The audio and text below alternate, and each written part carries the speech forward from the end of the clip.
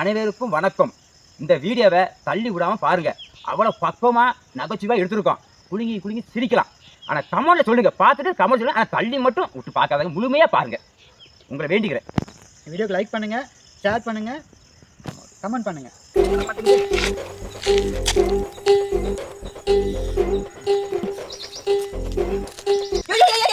என்னையா செல்லவே உடைக்க போறீங்க? ஏன்னா செல்ல போட்டு உடைக்க பார்த்தீங்களா? நோண்டிட்டு இருக்கீங்க. இல்லைண்ணே, ஃப்ரெண்டு வந்தாப்பிடிங்க 1000 கேட்டாண்டு 1000 கொடுத்துட்டேன்.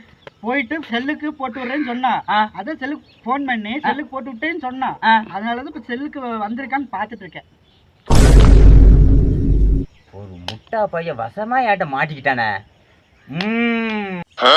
அண்ணே, உங்க செல்லுல எவ்வளவு காசு இருக்கு? அண்ணா அது ₹1,00,000 இருக்குங்கண்ணா. ₹1,00,000 இருக்கா? ஒரு ஐடியா பண்ணுங்க. சொல்லுங்க. 50,000 எனக்கு அனுப்புங்க, வருதா பாப்போமே. சரி, நம்பர்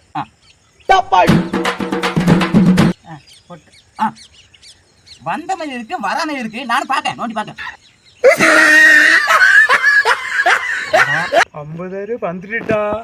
முட்டா பையன் வசம் மாட்டிக்கிட்டான்.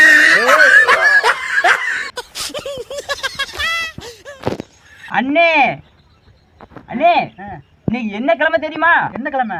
ஞாயிற்றுக்கிழமை. இன்னைக்கு லீவு, பணம் வராது. அப்படியா?